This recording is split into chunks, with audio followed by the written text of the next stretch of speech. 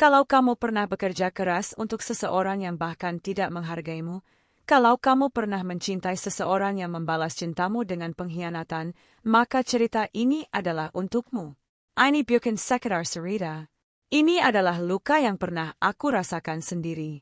Setiap jahitan yang aku buat, setiap malam yang aku lewati tanpa tidur, setiap tetes air mata yang jatuh di atas kain sutra yang sedang aku kerjakan, semua itu adalah bagian dari hidupku yang paling menyakitkan. Namanya Ratna. Dan ini adalah kisahnya. Ratna Dewi Kusumawati lahir di sebuah desa kecil di pinggiran Yogyakarta, anak kedua dari 4 bersaudara. Ayahnya seorang penjahit kain batik yang bekerja untuk pengrajin besar di kota. Ibunya menjual jajan pasar setiap pagi di depan rumah. Mereka tidak kaya, tapi mereka bahagia. Setidaknya itulah yang selalu Ratna percaya waktu kecil. Sejak usia 7 tahun, Ratna sudah duduk di samping ayahnya, memperhatikan setiap gerakan tangan sang ayah yang mahir menarik benang, menyambung kain, membentuk pola. Jari-jari kecilnya ikut memegang jarum, belajar bagaimana caranya membuat sesuatu yang indah dari potongan-potongan kain yang tampak biasa. Ratna, kata ayahnya suatu sore, sambil mengangkat kain batik berwarna coklat tua ke arah cahaya lampu. Setiap jahitan itu adalah doa. Kalau kamu menjahit dengan hati, hasilnya akan indah. Kalau kamu menjahit dengan tergesa-gesa, hasilnya akan kelihatan. Ratna tidak pernah melupakan kata-kata itu. Bertahun-tahun kemudian, saat jari-jarinya sudah semakin lincah dan matanya sudah terlatih melihat kesalahan sekecil apapun dalam sebuah jahitan, Ratna menyadari bahwa pelajaran dari ayahnya bukan hanya tentang menjahit. Itu adalah pelajaran tentang hidup. Tapi sayangnya, hidup tidak selalu memberi hasil yang setimpal dengan usaha yang kita berikan. Ratna bertemu Bagas Setiawan di acara pernikahan sepupunya. Waktu itu Ratna baru saja lulus dari SMK jurusan Tata Busana, dan Bagas baru saja kembali dari Semarang setelah menyelesaikan kuliahnya di bidang manajemen bisnis. Bagas tampan dengan cara yang tidak mencolok. Rambutnya rapi, caranya berbicara tenang dan meyakinkan, senyumnya hangat. Waktu pertama kali mereka bertatap mata di seberang meja prasmanan itu, Ratna merasakan sesuatu yang aneh di dadanya, seperti ada yang berpindah tempat. "Kamu suka bajunya?" tanya Bagas tiba-tiba, mengingatkan Ratna yang sedang memandangi baju pengantin wanita dengan mata seorang penjahit. Ratna terkejut. "Oh maaf, saya lagi lihat jahitannya. Saya penjahit." Bagas tertawa kecil. "Serius? Kamu yang buat baju itu?" "Bukan. Tapi saya bisa tahu siapa yang bikin dan apa kesalahannya." Mata Bagas berbinar. "Wah, kritis juga ya. Boleh tahu namanya?" Begitulah awal dari segalanya. Mereka berbincang hampir 2 jam di pojok ruangan, sementara musik dangdut mengalun dan tamu-tamu berdansa di lantai. Bagas bercerita tentang mimpinya membuka usaha di Yogyakarta. Ratna bercerita tentang keinginannya memiliki butik sendiri suatu hari nanti. Saat itu, dalam kepolosan dan ketulusannya, Ratna tidak tahu bahwa percakapan itu akan mengubah seluruh hidupnya. Mereka pacaran selama 1,5 tahun. Lalu menikah. Pernikahan mereka sederhana tapi penuh kebahagiaan. Baju pengantin Ratna ia jahit sendiri, gaun putih dengan detail payet di bagian dada, ekor pendek, dan kancing kecil berbaris rapi di punggung. Setiap orang yang melihatnya berdecak kagum. "Kamu yang bikin sendiri?" tanya Sari, sahabat Ratna sejak SMP. Tidak percaya. "Ayah, 3 bulan aku kerjain." Sari memelenya erat. "Kamu luar biasa, Ra." Bagas orang yang beruntung banget. Ratna tersenyum. Dalam hatinya, ia percaya bahwa mereka akan membangun sesuatu yang indah bersama, sama seperti baju pengantin itu. Dibangun dengan sabar, dengan cinta, dengan setiap detail yang diperhatikan. Tapi Ratna belum tahu bahwa tidak semua orang menghargai sesuatu yang dibuat dengan susah payah. Tahun pertama pernikahan mereka terasa seperti mimpi. Mereka tinggal di rumah kontrakan kecil di Sleman, 2 kamar, 1 ruang tamu yang merangkap ruang kerja Ratna, dan dapur sempit yang sering bau bumbu masakan ibu mertua yang sesekali datang berkunjung. Bagas bekerja di sebuah perusahaan distribusi milik temannya. Gajinya cukup untuk makan dan bayar kontrakan, Tapi tidak lebih dari itu. Jadi sejak bulan pertama pernikahan, Ratna mulai mengambil orderan jahit dari tetangga-tetangga sekitar. 1 baju, 2 baju. Lama-lama, lewat mulut ke mulut, orderan mulai datang lebih banyak. Ratna mengerjakan semua sendiri, dengan mesin jahit tua warisan ayahnya yang masih berfungsi dengan baik. "Kamu capek enggak, Ra?" tanya Bagas suatu malam, melihat istrinya masih di depan mesin jahit pukul 11 malam. "Enggak apa-apa, Mas. Ini biar kita berdua juga." Bagas mengangguk, mengucapkan terima kasih. Lalu masuk kamar. Ratna terus menjahit. Waktu itu, ia pikir itu adalah bukti cinta. Berkorban untuk orang yang dicintai. Bekerja keras bersama-sama membangun masa depan.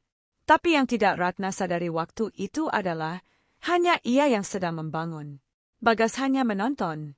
2 tahun berlalu. Ratna hamil. Berita itu datang di pagi yang cerah, saat Ratna melihat 2 garis merah di tes pack yang ia beli diam-diam di apotek. Tangannya gemetar. Air matanya mengalir, bukan karena sedih, tapi karena terlalu bahagia. Saat Bagas pulang malam itu, Ratna sudah menyiapkan makan malam spesial. Nasi putih panas, ayam goreng kesukaan Bagas, sayur lodeh, dan di tengah meja ia letakkan baju by Kessel yang sudah ia jahit seharian, biru muda dengan border bintang-bintang Kessel. Bagas melihat baju itu, lalu menatap Ratna. Matanya berbinar. "Serius?" "Serius," jawab Ratna, tersenyum sambil menahan isak. Bagas berdiri, memeluknya erat, berputar perlahan. "Ya Allah, Ra, kita mau jadi orang tua." Itu adalah salah satu momen paling bahagia dalam hidup Ratna. Dan seperti semua momen paling bahagia, ia tidak tahu bahwa kebahagiaan itu sedang mendekatkan ia ke bagian paling menyakitkan dari hidupnya. Kehamilan Ratna tidak mudah. Trimester pertama ia muntah hampir setiap jam. Tapi ia tetap menjahit. Karena orderan sudah menumpuk dan ia tidak mau mengecewakan pelanggan yang sudah mempercayakan baju-baju penting mereka padanya. Trimester kedua, punggungnya mulai sakit dari terlalu lama duduk di depan mesin jahit. Tapi ia tetap menjahit. Trimester ketiga, dokter menyarankan ia lebih banyak beristirahat karena tekanan darahnya sedikit tinggi. Ratna mengurangi jam kerjanya dari 12 jam menjadi 8 jam. Tapi ia tetap menjahit. Bagas tetap berangkat kerja pagi, pulang malam, dan terkadang 1-2 kali dalam seminggu, tidak pulang sama sekali dengan alasan lembur atau menginap di kantor temannya. Ratna tidak curiga. Tidak ada alasan untuk curiga. Bagas selalu membawa oleh-oleh makanan saat tidak pulang. Selalu ada penjelasan yang masuk akal. Dan Ratna terlalu lelah untuk mempertanyakan. Anak mereka lahir, laki-laki, sehat, menangis kencang saat pertama kali menghirup udara dunia. Bagas memberinya nama Arjuna Setiawan. Ratna setuju, meski dalam hatinya ia lebih suka nama yang lebih sederhana. Tapi ia tidak mau ribut. Hari itu terlalu indah untuk dirusak perdebatan kecil. Kehadiran Arjuna menggubah segalanya. Bagas mulai lebih sering pulang tepat waktu. Ia terlihat benar-benar jatuh cinta pada anaknya, menciumi kepala bayi kecil itu, menggendongnya berjam-jam sambil berdendang pelan, memandikan Arjuna setiap minggu pagi dengan ritual yang sungguh-sungguh. Ratna melihat ini dan hatinya penuh. Ini yang ia bayangkan. Ini yang ia mimpikan. Mungkin memiliki anak akan membuat Bagas lebih berkomitmen, lebih hadir, lebih serius membangun keluarga. Dan memang begitu, untuk beberapa bulan. Tapi kemudian semuanya perlahan-lahan mulai berubah lagi. Setahun setelah Arjuna lahir, Bagas mulai berbicara tentang membuka usaha sendiri. "Aku capek, Ra. Kerja buat orang terus. Aku mau usaha sendiri." "Usaha apa, Mas?" "Distributor spare part motor. Teman aku udah jalan duluan, katanya hasilnya lumayan. Aku mau ikut." Ratna memperhatikan. "Modalnya dari mana?" "Aku lagi cari-cari. Mungkin pinjam ke bank. Atau ada investor." Ratna tidak langsung setuju. Ia minta waktu berpikir. Ia tahu bahwa usaha tidak selalu berjalan mulus, dan mereka punya anak kecil yang kebutuhannya tidak sedikit. Tapi Bagas terus membicarakannya setiap malam. Tentang betapa bagusnya peluang ini. Tentang teman-temannya yang sudah sukses. Tentang betapa ia tidak mau jadi karyawan selamanya. Dan Ratna, yang mencintai suaminya dan ingin melihatnya bahagia, akhirnya berkata ya. Tapi dengan satu syarat, Mas. Kita harus transparan soal keuangan. Semua pengeluaran harus kita tahu berdua. Bagas mengangguk. Pasti, Ra. Kamu adalah partner hidupku. Partner hidup. Kata-kata itu akan terasa sangat menyakitkan di kemudian hari.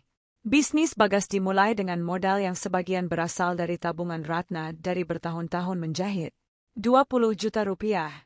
Uang yang dikumpulkan dari setiap lembar rupiah upah jahit, dari setiap begadang, dari setiap kali Ratna menolak membeli baju baru untuk dirinya sendiri karena uangnya ia tabung. Bagas berterima kasih. Mencium kening Ratna. Berjanji akan mengembalikannya berlipat-lipat. Ini investasi kita, Ra. Kita akan panen bersama. Bulan pertama, bisnis berjalan lambat tapi ada hasilnya. Bulan kedua, mulai ada keuntungan kecil.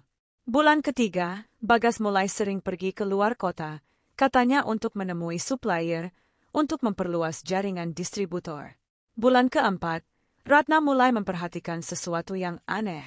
Bagas membawa HP baru, nomor baru, dengan alasan bahwa HP lamanya rusak dan nomornya sudah terlalu diketahui oleh banyak orang. Ganggu, Ra, banyak orang telepon minta utang. Ratna mengenggak.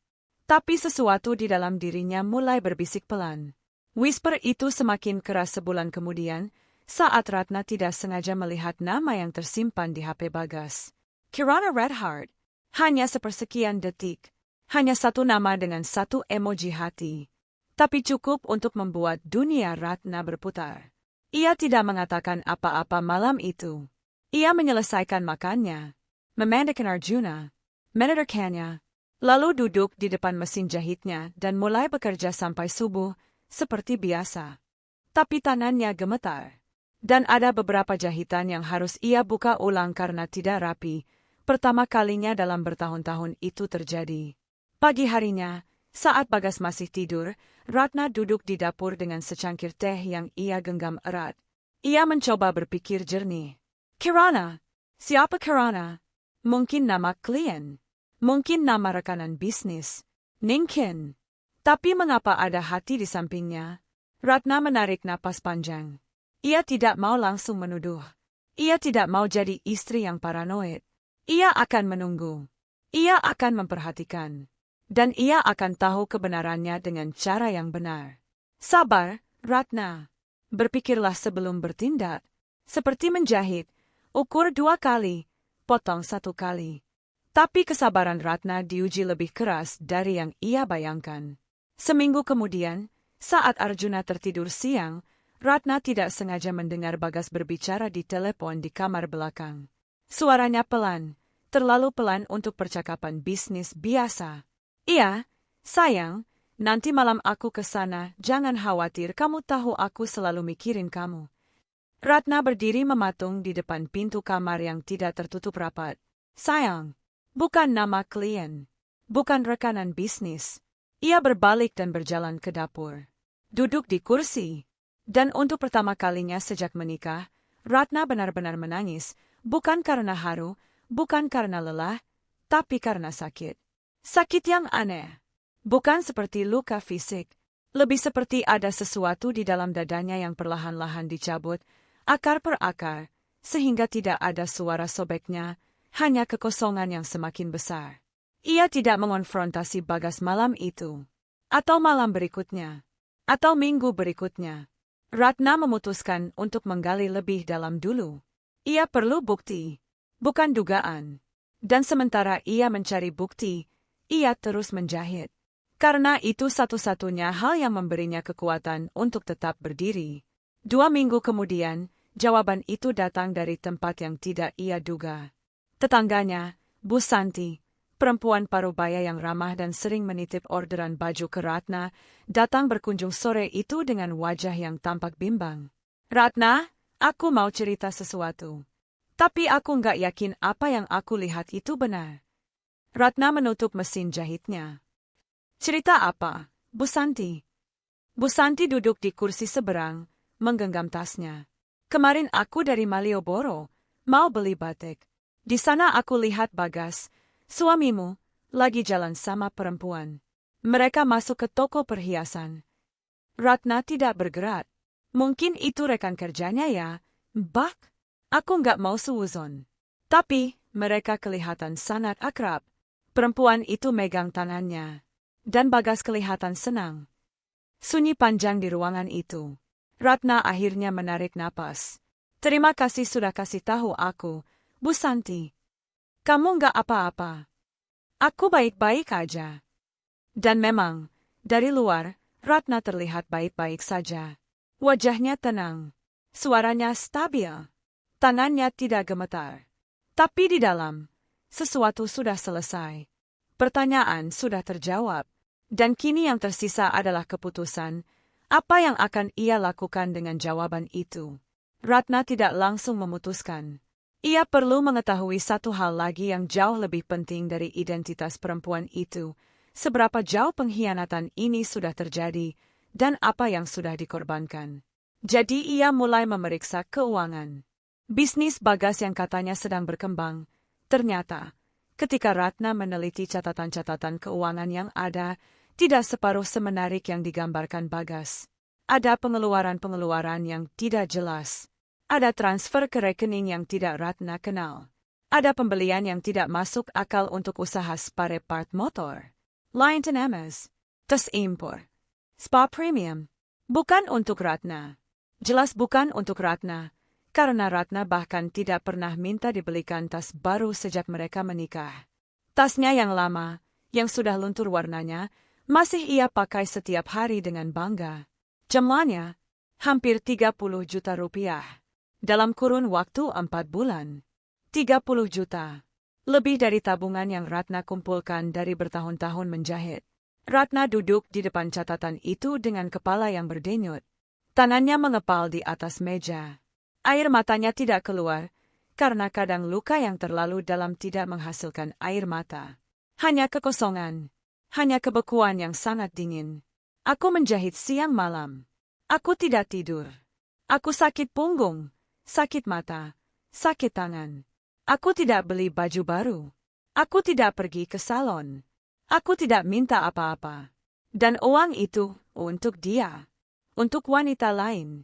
Malam itu, untuk pertama kalinya sejak lama, Ratna tidak menjahit. Ia duduk di ruang tamu yang gelap, menunggu Bagas pulang. Bagas masuk pukul 11 malam dengan wajah yang santai, bau parfum asing yang berbeda dari biasanya. Belum tidur, Ra? Enggak, nungging mas. Bagas duduk di sofa. Capek banget hari ini. Ada rapat sama supplier sampai malam. Ratna memandangnya lama. Supplier yang mana, mas? Yang dari Semarang. Kenapa? Aku tanya soal transfer 30 juta yang keluar dari rekening bisnis kita, mas. Buat APA. Bagas tidak langsung menjawab. Ada sedetik, hanya sedetik, di mana matanya bergeser ke kiri. Tanda yang Ratna pelajari selama bertahun-tahun menikah dengannya. Itu buat modal operasional. Buat bayar supplier, buat. Buat siapa, mas? Line MS, tes impor. Spa. Suini, Bagas menegakkan tubuhnya. Kamu ngintip HP aku. Aku ngecek keuangan kita. Itu hak aku. Ratna, kamu. Siapa Kirana, mas? Nama itu jatuh di antara mereka seperti pecahan kaca. Bagas diam lama sekali. Terlalu lama. Dan dalam keheningan itu, Ratna mendapatkan semua jawaban yang ia butuhkan. Dia cuma teman, kata Bagas akhirnya. Suaranya tidak meyakinkan bahkan untuk dirinya sendiri. Teman yang kamu panggil, sayang. Ratna bicara pelan. Sangat pelan. Tidak berteriak. Tidak menangis. Hanya pelan, dingin, dan tepat sasaran. Bagas mengusap wajahnya. Ratna, ini tidak seperti yang kamu pikir. Mas, aku sudah dengar kamu telepon dia. Aku sudah lihat pengeluaran dari rekening kita. Aku sudah dapat informasi dari orang yang lihat kamu berdua di Malioboro. Ratna berhenti sejenak. Jadi tolong jangan bohong lagi. Kata itu menggantung di udara. Bagas menunduk. Dan dalam keheningan itu, Ratna melihat suaminya, pria yang dinikahinya dengan penuh keyakinan, pria yang menggendong anaknya sambil berdendang, pria yang pernah membuat dadanya hangat saat tersenyum padanya di pesta pernikahan dulu, perlahan berubah menjadi orang asing. Sudah berapa lama? Tanya Ratna. Ratna! Sudah berapa lama, Mas? Sidahan.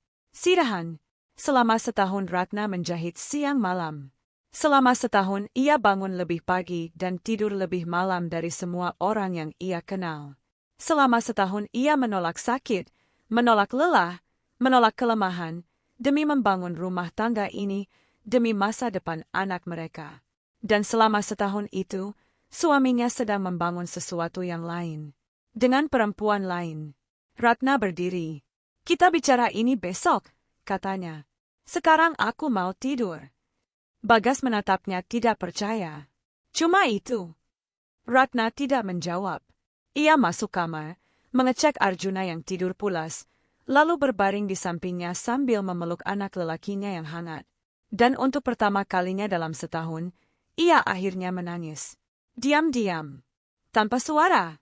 Hanya air mata yang mengalir ke bantal, satu persatu, dalam gelap. Pagi harinya, Ratna bangun sebelum subuh seperti biasa. Sholat, masak, sayapkan sarapan Arjuna. Antara Arjuna main di taman depan rumah selama sejam. Ketika Bagas bangun dan menemukan istrinya sudah sibuk di dapur seperti biasa, ia tampak bingung. Ratna, kita perlu bicara. Nanti, Mas. Sarapan dulu. Tapi, sarapan dulu. Mereka makan sarapan hampir tanpa kata-kata. Arjuna, yang belum genap 2 tahun dan tidak mengerti apa-apa, dengan cerianya makan bubur ayam sambil berceloteh tentang kucing tetangga yang ia lihat tadi pagi. Setelah Arjuna selesai makan dan sibuk bermain di pojok ruangan, Ratna duduk kembali di meja dan menatap Bagas. Mas mau apa? Bagas menatapnya tidak mengerti. Maksudnya, Mas mau tetap di sini? Atau mau pergi? Bagas menggigit bibirnya. Ratna, aku masih sayang sama kamu. Aku masih sayang sama Arjuna. Aku mau. Mas mau apa dengan perempuan itu? Diam. Aku nggak bisa tinggalin dia, Ra. Kalimat itu sederhana. Hanya 8 kata. Tapi beratnya menekan dada Ratna sampai ia merasa susah bernapas. Baik, kata Ratna akhirnya. Baik gimana? Aku minta waktu 3 bulan, Mas. Beri aku 3 bulan untuk memutuskan langkah selanjutnya. Selama 3 bulan itu, kita tetap tinggal di sini tapi kamu nggak boleh bawa perempuan itu kemanapun yang berkaitan dengan keluarga kita. Dan kamu harus jujur sama aku soal keuangan.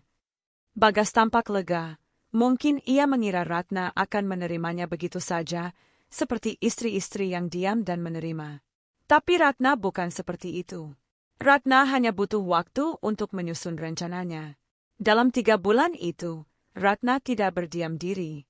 Ia bekerja lebih keras dari sebelumnya, bukan karena ia tidak punya pilihan, tapi karena ia sedang membangun sesuatu. Selama bertahun-tahun menjahit, ia sudah mengumpulkan reputasi yang sangat baik di kalangan ibu-ibu Yogyakarta. Orang-orang tahu bahwa Ratna Kusumawati adalah penjahit yang jujur, rapi, tepat waktu, dan hasilnya selalu memuaskan. Satu baju buatan Ratna tidak pernah harus dibawa balik untuk diperbaiki. Sekarang, ia mulai memanfaatkan reputasi itu lebih serius. Ia menghubungi Mbak Wulan, pelanggan lamanya yang kebetulan juga pemilik toko kain di Jalan Solo. Ia menawarkan kerjasama. Ratna akan membuat sampel koleksi baju ready-to-wear, dan Mbak Wulan akan menjualnya di toko dengan komisi. Mbak Wulan langsung setuju. Ratna, dari dulu aku tunggu-tunggu kamu mau serius bikin brand sendiri. Aku yakin laku. Lalu ia menghubungi Mbak Rina, mantan guru SMK-nya yang kini sudah punya workshop menjahit sendiri. Ratna minta bantuan, bukan uang, hanya tempat untuk mengerjakan orderan yang lebih besar saat mesin jahitnya di rumah tidak cukup. Mbak Rina juga setuju. Dan yang paling penting, Ratna mulai menyimpan uangnya sendiri. Setiap rupiah dari orderan jahit yang masuk, tidak lagi dimasukkan ke rekening bersama. Ia buka rekening atas namanya sendiri, di bank yang berbeda, dan mulai mengisi rekening itu dengan tekun. 2 juta, 3 juta, 5 juta. Setiap malam setelah Arjuna tidur, Ratna menjahit. Setiap subuh sebelum Arjuna bangun, Ratna menghitung. Setiap siang saat Arjuna tidur siang, Ratna belajar tentang bisnis, tentang hukum, tentang apa yang menjadi haknya sebagai istri yang hendak bercerai. Ya, bercerai. Ratna sudah memutuskan. Bukan karena ia lemah, tapi karena ia cukup mencintai dirinya sendiri untuk tidak terus tinggal di situasi yang menyakitkan. Tapi yang belum Ratna tahu, pengkhianatan yang sesungguhnya belum terungkap. Itu datang di hari ke-72 dari 3 bulan yang ia minta. Ratna sedang mengerjakan orderan baju kebaya untuk pelanggan baru ketika teleponnya berdering. Nomor tidak dikenal. Halo, halo, ini benar Ratna Dewi, istri Bagas Setiawan? Iya, benar. Mbak, saya dari notaris Pak Hendra di Jalan Kaliurang. Saya perlu konfirmasi. Apakah Mbak Ratna sudah mengetahui tentang proses balik nama properti yang sedang berlangsung? Ratna menggerakkan kening. Properti? Properti yang mana? Keheningan di seberang telepon. Mbak, saya bicara tentang rumah di Jalan Mawar nomor 14. Itu properti atas nama Mbak dan Mas Bagas, dan sedang dalam proses pemindahan nama menjadi atas nama Kirana Sari Putri. Seluruh ruangan terasa berputar. Rumah mereka. Bukan kontrakan lagi, rumah yang mereka beli 2 tahun lalu dengan uang muka yang sebagian besar berasal dari tabungan Ratna. Rumah yang ia jadikan tempat usaha. Rumah tempat Arjuna tumbuh besar. Rumah yang penuh dengan bau kain dan benang dan minyak mesin jahit yang sudah menjadi aroma rumah bagi Ratna. Bagas sedang memindahkan kepemilikan rumah itu ke atas nama perempuan lain. Diam-diam. Tanpa sepengetahuan Ratna. Mbak masih di sana? Ayah, saya masih di sini. Saya telepon karena sebenarnya proses ini membutuhkan tanda tangan Mbak Ratna juga sebagai pemilik bersama. Tapi dokumen yang masuk ke kami sudah ada tanda tangan Mbak Ratna. Kami hanya ingin konfirmasi langsung. Jantung Ratna berhenti untuk sepersekian detik. Tanda tangan palsu. Bagas memalsukan tanda tangannya. Terima kasih sudah menghubungi saya, kata Ratna dengan suara yang terlalu tenang untuk situasinya. Tolong tahan dulu prosesnya sampai saya datang langsung ke kantor Bapak. Baik, Mbak. Kami akan tunggu konfirmasi dari Mbak. Ratna menutup telepon. Ia duduk diam selama beberapa menit, memandangi baju kebaya yang setengah jadi di tangan kanannya. Lalu perlahan, ia meletakkan kebaya itu di meja. Mengambil ponselnya, dan mengetik nama pengacara hukum keluarga Yogyakarta terbaik. Tidak ada air mata. Tidak ada teriakan. Tidak ada drama. Hanya resolusi yang sangat jernih. Kalau kamu berpikir Ratna akan menangis dan memohon, kamu salah mengenal Ratna. Ayahnya mengajarinya, setiap jahitan adalah doa. Dan Ratna sekarang akan menjahit kembali hidupnya dengan benang yang jauh lebih kuat dari yang pernah ia gunakan sebelumnya. Sore itu, Ratna pergi ke kantor notaris Pak Hendra. Tanpa memberitahu Bagas. Pak Hendra, pria bertubuh kecil berusia 50-an dengan kacamata tebal, tampak tidak nyaman saat Ratna duduk di hadapannya dan meletakkan KTP-nya di meja. Saya Ratna Dewi Kusumawati, pemilik sah properti di Jalan Mawar nomor 14, bersama suami saya Bagas Setiawan. Pak Hendra membuka mapnya dengan canggung. Iya, Mbak. Tunjukkan tanda tangan yang diklaim sebagai tanda tangan saya di dokumen itu. Map itu digeser ke arah Ratna. Ia melihat tanda tangan di atas namanya. Mirip, tapi tidak sama. Seorang yang sangat mengenal tulisan tangannya sendiri pasti bisa melihat perbedaannya. Ini bukan tanda tangan saya, kata Ratna dengan tenang. Pak Hendra menelan ludah. Saya minta proses balik nama ini dihentikan. Dan saya minta salinan semua dokumen yang sudah masuk ke kantor ini terkait properti kami. Ratna menatap notaris itu langsung ke matanya. Kalau ini tetap diproses tanpa persetujuan saya akan melaporkan praktik ini ke Kemenhumkam dan membawa ini ke ranah hukum. Pak Hendra menutup mapnya dengan cepat. Tentu. 4. Kami akan hentikan prosesnya sekarang juga. Dari kantor notaris, Ratna langsung pergi ke kantor pengacara yang sudah ia cari nomornya tadi. Pak Ridwan Kusuma, pengacara spesialis hukum keluarga, mendengarkan semua cerita Ratna dengan seksama. Matanya tidak berkedip, tengganya mengketat. Setelah Ratna selesai bicara, Pak Ridwan menghela napas panjang. Ibu Ratna, dari apa yang Ibu ceritakan, ada beberapa pelanggaran hukum yang terjadi di sini. Pertama, pemalsuan tanda tangan pada dokumen hukum itu tindak pidana. Kedua, penggunaan harta bersama tanpa persetujuan istri untuk kepentingan pihak ketiga bisa dijadikan dasar gugatan. Ketiga, jika Ibu memutuskan untuk cerai, Ibu berhak atas sebagian harta gonogini yang signifikan. Berapa persen yang menjadi hak saya? Dalam Undang-Undang Perkawinan Indonesia, harta yang diperoleh selama pernikahan adalah harta bersama. Kecuali ada perjanjian pranikah, masing-masing pihak berhak atas 50%. Ratna mengenggak pelan. Termasuk rumah itu. Termasuk rumah itu. Untuk pertama kalinya dalam beberapa hari, Ratna merasakan sesuatu yang aneh di dadanya. Bukan kehangatan. Bukan kebahagiaan. Lebih seperti kestabilan. Seperti ketika benang yang kau tarik akhirnya mau mengikuti arah yang kamu inginkan. Saya mau gugat cerai, kata Ratna. Baik. Dan soal pemalsuan tanda tangan. Ratna berpikir sejenak. ITU, saya simpan dulu. Saya perlu semua kartu yang saya punya. Pak Ridwan menatapnya dengan ekspresi yang sulit dibaca. Lalu ia tersenyum kecil. Ibu ini cerdas sekali. Ratna pulang ke rumah tepat saat azan maghrib berkumandang. Bagas sudah di rumah, duduk di sofa sambil menonton TV.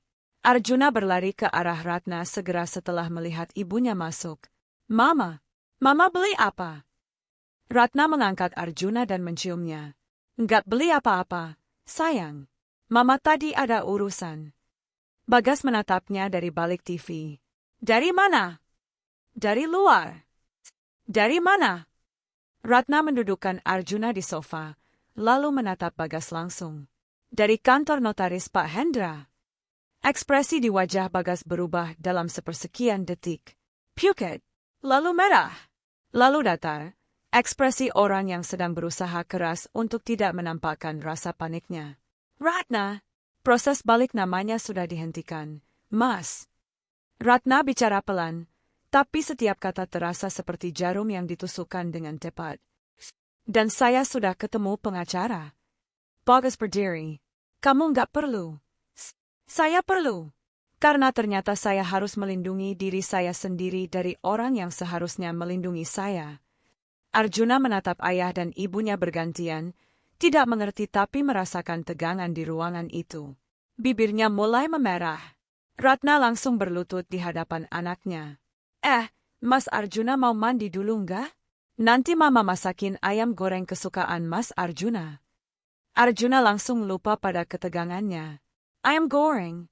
Dan sementara Ratna membawa Arjuna ke kamar mandi, Bagas berdiri mematung di ruang tamu, menyadari bahwa istri yang ia kira akan diam saja ternyata sudah bergerak jauh lebih cepat dari yang ia sangka.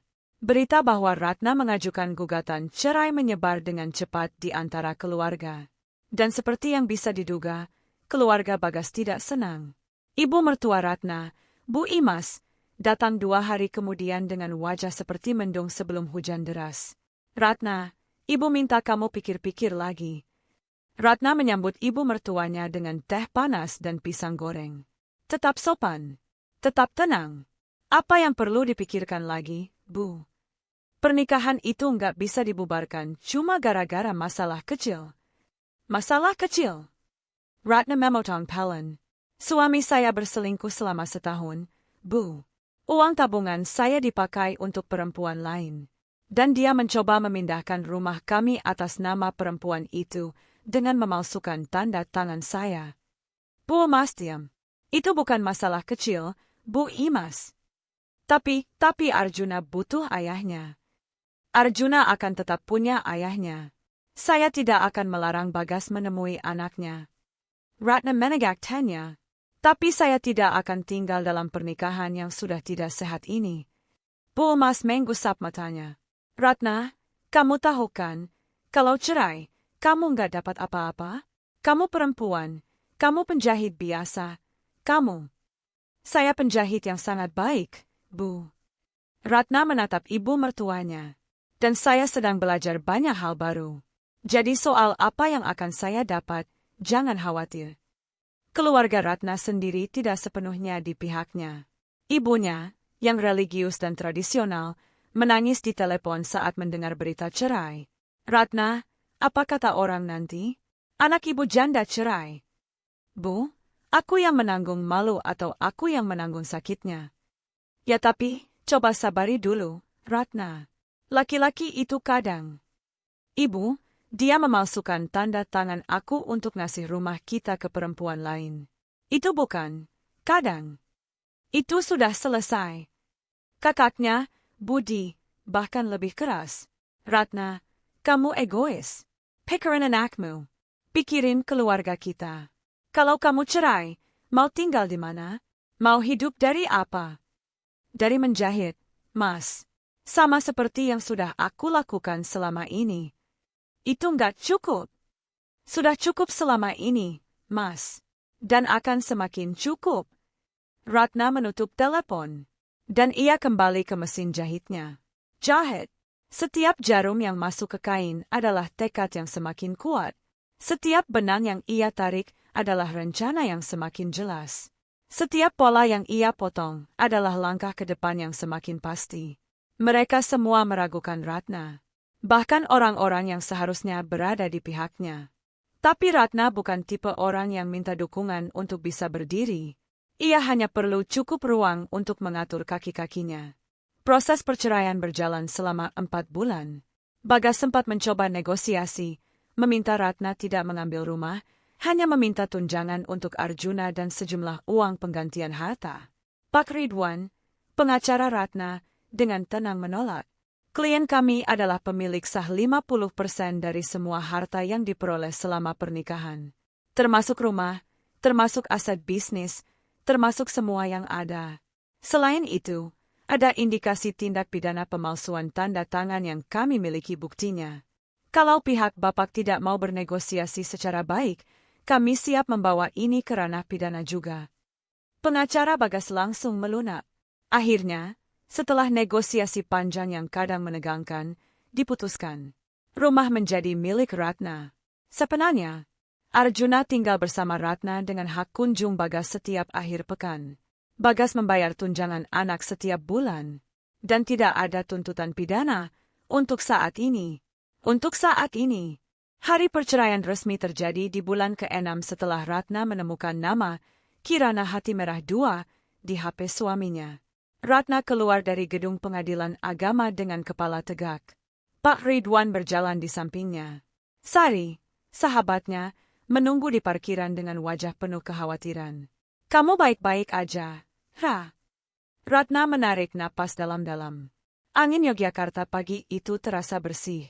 Segar. Aku baik. Beneran. Ratna menatap langit biru di atasnya. Lalu ia tersenyum, bukan senyum dipaksakan, tapi senyum yang muncul dari tempat yang sangat dalam di dalam dirinya. Aku nggak tahu akan seperti apa ke depannya, RI. Tapi aku tahu satu hal, aku tidak akan menyesal sudah memilih diri sendiri. Sorry memelenya erat. Dan Ratna, untuk pertama kalinya dalam setahun, merasakan bahwa bebannya sudah diletakkan. Bahwa ia bisa bernapas lagi. Bahwa lantai di bawah kakinya terasa kokoh. Tentu saja, kenyataan tidak selalu seindah momen di parkiran pengadilan agama. Minggu-minggu pertama setelah perceraian adalah yang terberat. Ratna dan Arjuna tinggal di rumah yang sekarang sepenuhnya milik mereka. Tapi rumah itu terasa sangat besar dan sangat sunyi di malam hari. Arjuna, yang baru berusia 2,5 tahun, belum mengerti kenapa ayahnya tidak ada setiap hari. Kadang malam ayah menangis minta papa. Dan Ratna harus menidurkannya sambil menyanyi lagu-lagu yang pernah Bagas nyanyikan, dengan suara yang sedikit gemetar. Orderan jahit sempat berkurang. Beberapa pelanggan yang mendengar berita perceraian lewat gosip tetangga tampak sungkan untuk datang.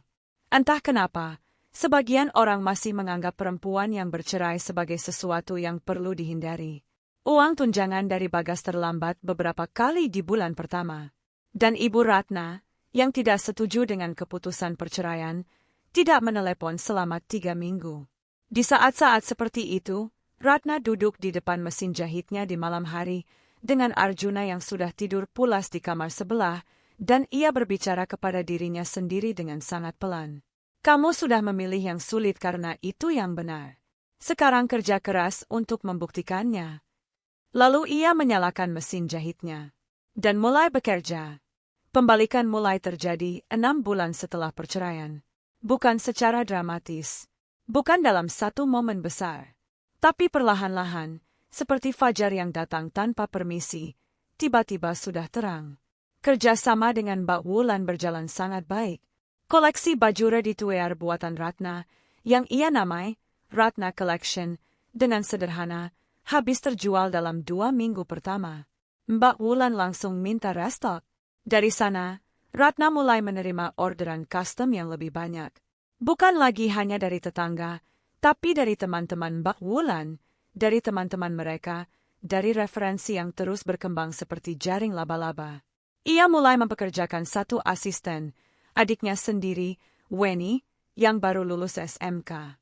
Weni tinggal bersama Ratna dan membantu menjaga Arjuna juga saat Ratna perlu fokus bekerja. Mbak Ratna ini luar biasa, kata Weni suatu malam, sambil membantu melipat kain. Aku nggak bakal bisa sekuat ini kalau di posisi Mbak. Kamu belum tahu batas kekuatanmu sendiri, Wen. Orang baru tahu seberapa kuat dirinya saat terpaksa harus kuat. Setahun setelah perceraian, Ratna membuka workshop kecil di salah satu ruangan rumahnya. 3 mesin jahit, 2 meja potong, 1 lemari besar untuk menyimpan kain, dan 1 papan putih di dinding tempat ia menempel foto-foto desain yang ingin ia buat. Weni sekarang resmi jadi asistennya. Ditambah 1 pegawai baru, Bu Parmi, perempuan 40-an yang kehilangan pekerjaan setelah toko konveksi tempatnya bekerja tutup. Mereka bertiga bekerja dari pagi sampai malam. Kadang Arjuna duduk di pojok ruangan dengan buku mewarnainya, sesekali menengok ke arah mesin jahit yang sedang berdengkung, dan berkata, "Mama, aku mau belajar jahit juga." Ratna tertawa. Nanti kalau sudah besar, sayang. Kehidupannya mungkin tidak mewah, tapi terasa hidup dengan cara yang belum pernah ia rasakan selama pernikahannya. Tapi cerita ini belum selesai. Karena pengkhianatan punya cara untuk kembali mengetuk pintu, kadang dalam bentuk yang tidak kamu duga. Suatu pagi, 18 bulan setelah perceraian, Sari menelepon Ratna dengan nada yang aneh. "Ra, kamu sudah dengar berita soal Bagas?" "Belum. Ada apa? Bisnis spare part motornya bangkrut. Katanya ada masalah besar sama supplier dan ada kecurangan dari mitra bisnisnya. Mereka ditinggal kabur sama 2 orang investor." Ratna terdiam sejenak. "Teres. Terus, dia sama Kirana itu, katanya mereka udah putus juga. Kirana tinggal sama cowok lain sekarang." Ratna tidak merespons dengan cara yang Sari mungkin harapkan. Tidak ada komentar panjang. Tidak ada tawa pembalasan. Tidak ada ekspresi rasaino. Hanya sunyi sejenak. Lalu, "Kasihan juga ya." Sari terdiam. "Itu doang. Apalagi yang perlu aku katakan, Eri? Dia sudah menanggung konsekuensinya sendiri. Itu bukan urusanku lagi." Tapi tentu saja, karma tidak berhenti di situ. Sebulan setelah berita itu, Bagas menelepon Ratna. Suaranya berbeda. Lebih pelan. Lebih lelah. Seperti suara orang yang sudah kehilangan banyak hal sekaligus. "Ratna, aku perlu bicara sama kamu. Soal Arjuna." "Ada apa dengan Arjuna?" Bukan Arjuna. Aku butuh bantuan, Ra." Ratna tidak langsung menjawab. "Bisnis kebangkrut. Aku punya hutang yang cukup besar. Aku nggak minta kamu bayarin. Aku tahu itu nggak adil. Tapi, aku mau minta tolong. Apakah kamu bisa? Mungkin ada orderan jahit yang bisa aku bantu kamu jualkan? Komisi berapapun. Bagas, Ratna memotong. Tidak kasar, tapi tegas. Ya, aku tidak bisa membantu kamu dengan cara itu. Bukan karena aku benci kamu, aku sudah lama tidak membawa kebencian itu. Tapi karena ini adalah konsekuensi dari pilihanmu sendiri. Konsekuensi itu harus kamu tanggung sendiri. Ratna, yang bisa aku pastikan adalah kamu tetap bisa menemui Arjuna sesuai jadwal. Itu hak anakmu dan itu tidak akan pernah aku halangi. Ratna berani sejenak. Tapi soal hidupmu sendiri, itu tugasmu. Bagas diam lama. Aku minta maaf, Ratna. Aku tahu itu tidak cukup. Tapi aku benar-benar minta maaf. Ratna memejamkan matanya sejenak. Aku terima maafmu, Bagas. Tapi maaf tidak mengubah apa yang sudah terjadi. Maaf hanya titik awal untuk melangkah ke depan, dan kita masing-masing melangkah ke depan sendiri-sendiri sekarang. Ia menutup telepon. Lalu ia kembali ke mesin jahitnya. 2 tahun setelah perceraian, Ratna Collection bukan lagi 3 mesin jahit di kamar belakang. Ratna menyewa ruko kecil di kawasan Condong Catur, 2 lantai. Lantai bawah untuk workshop dan showroom kecil. Lantai atas untuk kantor dan ruang desain. 5 orang penjahit bekerja penuh waktu. 2 orang asisten desain. 1 orang yang khusus mengurus media sosial dan pemasaran daring. Koleksi Ratna Collection sudah mulai dikenal di luar Yogyakarta. Ada beberapa influencer fashion Yogya yang review bajunya secara organik, bukan karena dibayar, tapi karena benar-benar suka. Dari sana, orderan mulai datang dari Jakarta, Bandung, Surabaya. Suatu hari, Mbah Wulan datang ke ruko Ratna dengan wajah berseri-seri. Ratna, ada desainer dari Jakarta yang mau ketemu kamu. Namanya Pak Andrian Salim. Dia itu koneksinya luas banget di industri fashion.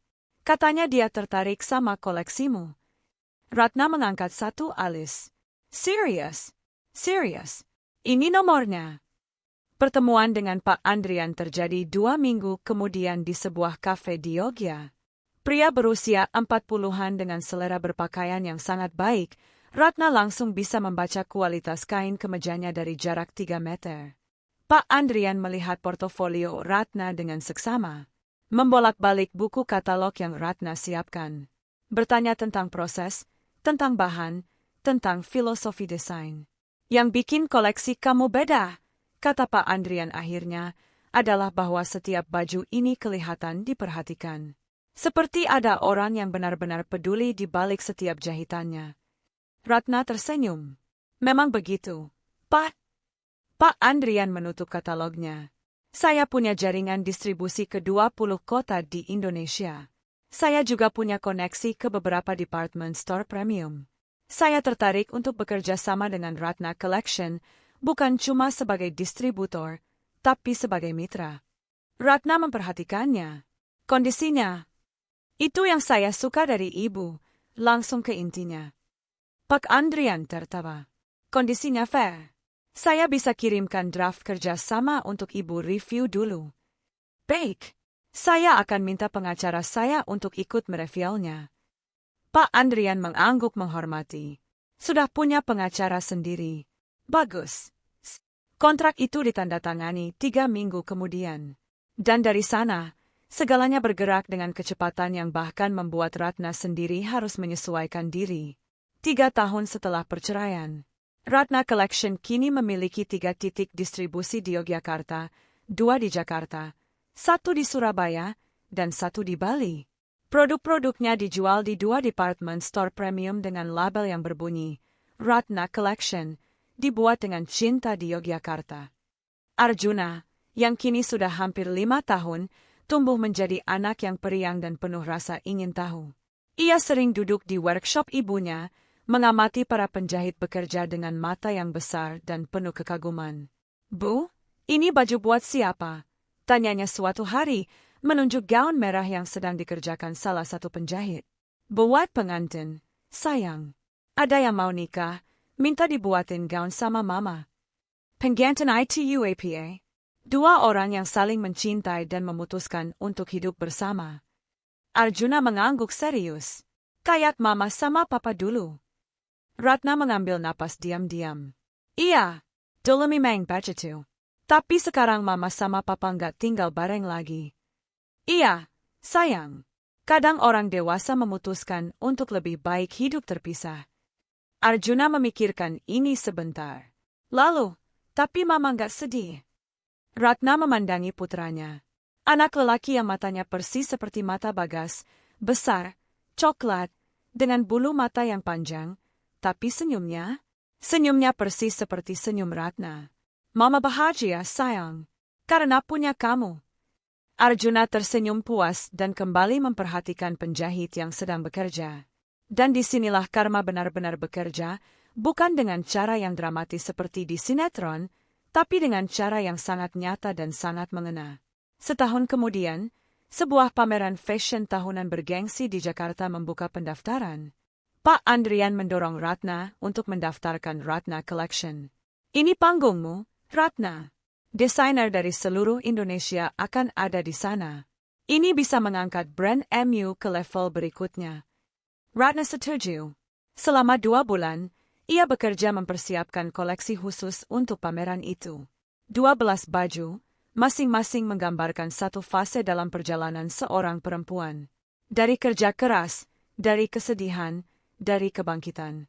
Koleksi itu ia beri judul, Jahitan Doa. Ia tidak perlu menjelaskan maknanya kepada siapapun yang melihatnya. Karena setiap orang yang pernah mencintai seseorang yang mengkhianati cinta itu akan langsung mengerti. Hari pameran. Jakarta. Gedung besar yang penuh cahaya dan musik lembut. Para tamu undangan berpakaian elegan hilir mudik di antara stand-stand desainer. Ratna berdiri di depan koleksinya dengan tenang, mengenakan salah satu bajunya sendiri, blus sutra putih dengan detail bordir tangan yang halus, dipadukan rok batik modern yang ia desain sendiri.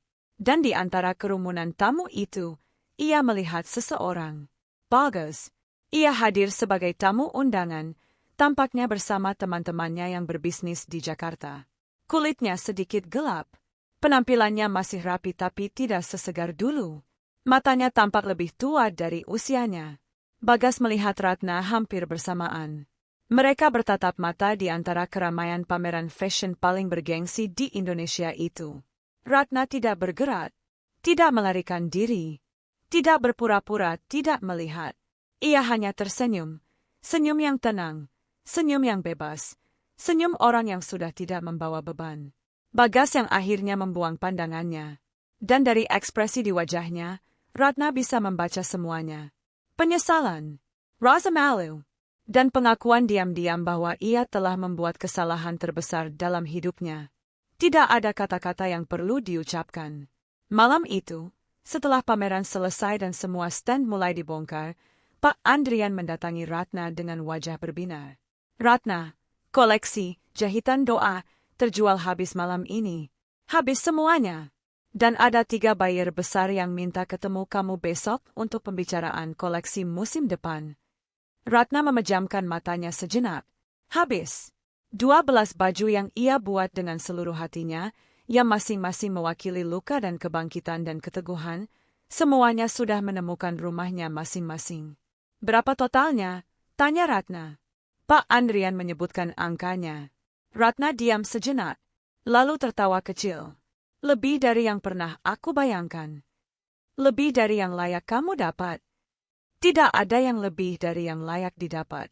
Semua orang mendapatkan yang setimpal dengan usahanya, cepat atau lambat.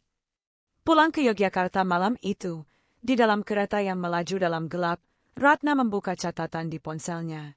Ada satu halaman yang ia buka, halaman yang sudah lama tidak ia sentuh. Di sana, ditulis dengan huruf-huruf kecil rapi. Hal-hal yang ingin aku capai. Punya workshop sendiri. Bisa menghidupi Arjuna dengan layak. Dikenal sebagai desainer yang baik. Tidak perlu bergantung pada siapapun. Bahagia. Ratna menutup catatannya.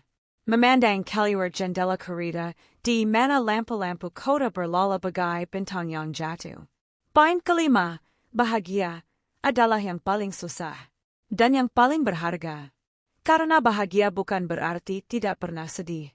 Bukan berarti tidak pernah terluka. Bukan berarti semua mimpi sudah terwujud. Bahagia adalah ketika kamu bangun setiap pagi dengan alasan yang jelas mengapa kamu mau bangun. Ketika kamu tidur setiap malam dengan pikiran yang bisa kamu pertanggungjawabkan. Ketika kamu bisa menatap wajah anakmu tanpa rasa malu atas pilihan-pilihan yang pernah kamu buat. Ratna sudah punya semua itu. 4 tahun setelah perceraian. Ratna Collection resmi mendaftarkan diri sebagai perusahaan dengan nama PT Ratna Kusuma Busana. Karyawannya sudah 23 orang. Omset tahunannya sudah masuk angka yang 2 tahun lalu tidak berani Ratna impikan. Ibunya, yang dulu tidak setuju dengan perceraian itu, kini menjadi salah satu orang yang paling bangga menceritakan pencapaian Ratna kepada siapapun yang mau mendengar. Anak ibu itu memang dari dulu cerdas, kata sang ibu kepada tetangga-tetangga di desa. Ibu tahu dia pasti berhasil. Ratna tidak meluruskan sejarah itu. Ia hanya tersenyum. Kakaknya, Budi, yang dulu berkata, "Kamu egois, pikirin keluargamu." Sekarang sering datang ke Yogyakarta dengan berbagai alasan, dan tidak jarang minta bantuan Ratna untuk ini dan itu. Ratna membantu semampunya. Bukan karena ia lupa apa yang pernah dikatakan kakaknya. Tapi karena ia sudah berdamai dengan mereka, dengan masa lalunya, dengan dirinya sendiri. Satu-satunya orang yang tidak bisa ia maafkan sepenuhnya masih adalah dirinya sendiri, bukan karena ia memilih cerai, tapi karena ia dulu terlalu lama menunggu sebelum akhirnya memilih. Tapi mungkin memang harus seperti itu, kata Pak Ridwan, pengacaranya, saat mereka bertemu untuk urusan bisnis dan mengobrol tentang kehidupan. Mungkin kamu butuh waktu itu untuk jadi siap. Atau mungkin aku cuma takut, jawab Ratna jujur. Takut dan siap itu sering kali datang bersamaan, Ratna. Orang yang berani bukan yang tidak takut, tapi yang tetap bergerak meskipun takut. Arjuna 6 tahun. Masuk SD. Hari pertama sekolah, Ratna mengantar dengan baju seragam yang tentu saja ia jahit sendiri, putih merah yang potongannya sempurna, dengan nama Arjuna Setiawan disulam kecil di saku dada. "Mama, kenapa ada namaku di baju? Biar kalau bajunya ketinggalan di mana, orang tahu itu punya kamu."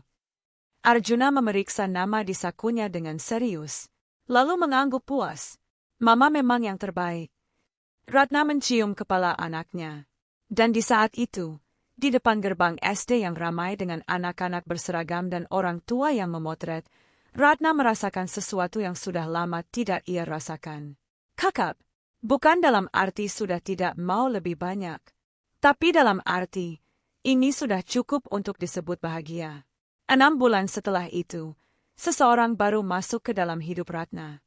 Namanya Hendra Wibawa.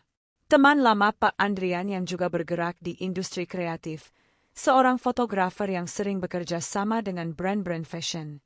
Mereka bertemu pertama kali di sesi pemotretan untuk katalog koleksi terbaru Ratna Collection. Hendra orangnya tenang, tidak banyak bicara, tapi setiap kata yang ia ucapkan terasa dipertimbangkan dengan baik. "Baju-bajunya cantik," kata Hendra saat mereka sedang istirahat makan siang setelah pemotretan sesi pagi selesai. Tapi yang lebih menarik adalah kisah di baliknya. Ratna mengerutkan kening. "Kamu tahu cerita di baliknya?" Pak Andrian pernah cerita sedikit, bahwa brand ini lahir dari perjalanan yang tidak mudah. Ratna memandangnya sejenak.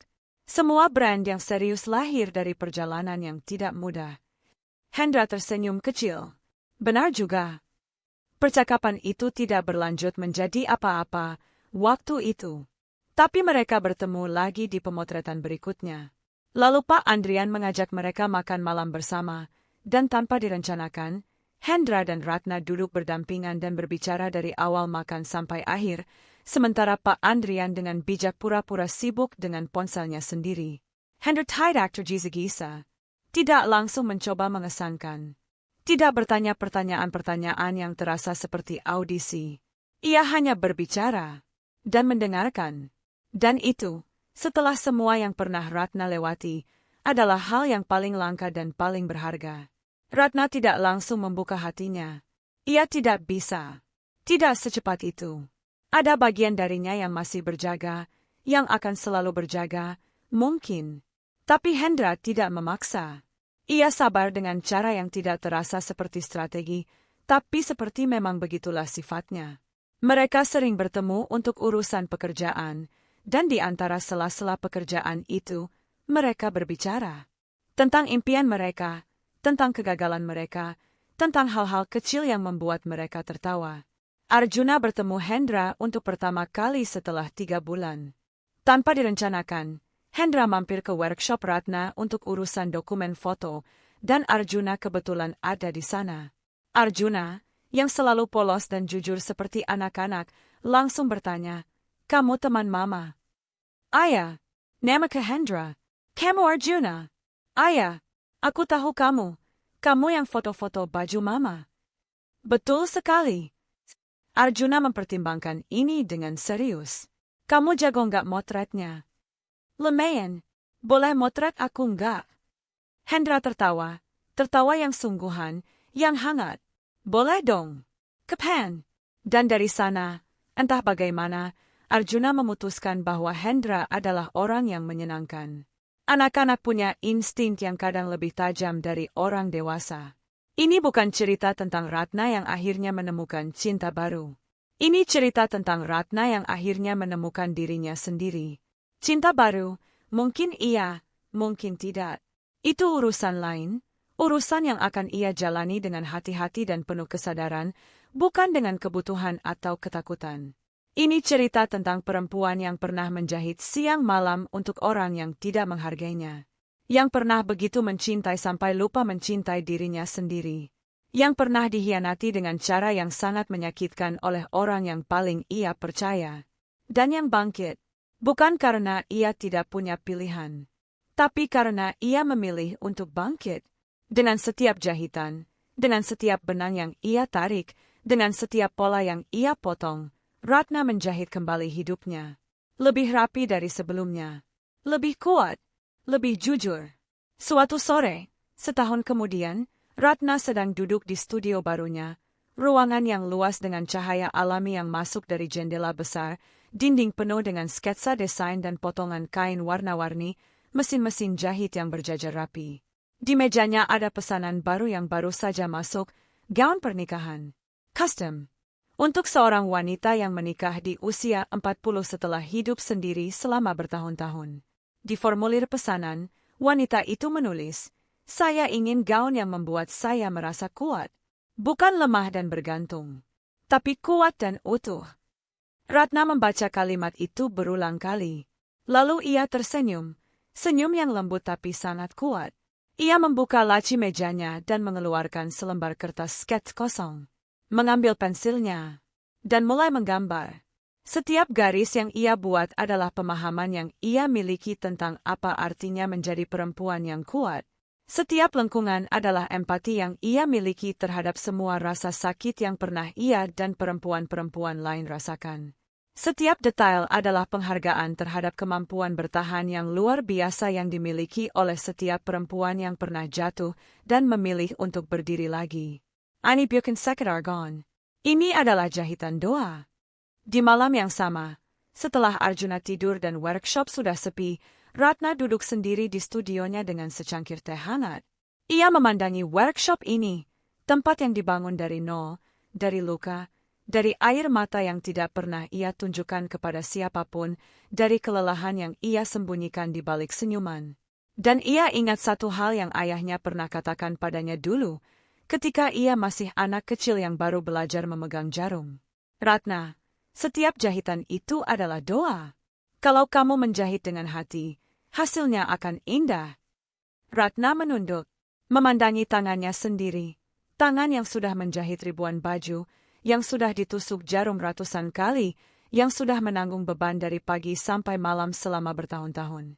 Tangan yang kuat, tangan yang jujur, tangan yang tidak pernah bohong tentang berapa banyak kerja keras yang sudah dilakukannya. "Ayah," bisik Ratna pelan, "kepada Wanganyang suani itu, kepada Kinanganyang masih hidup di dalam setiap jahitan yang pernah ibuat. Hasilnya sudah indah." Ada hal yang perlu kamu tahu tentang perempuan seperti Ratna.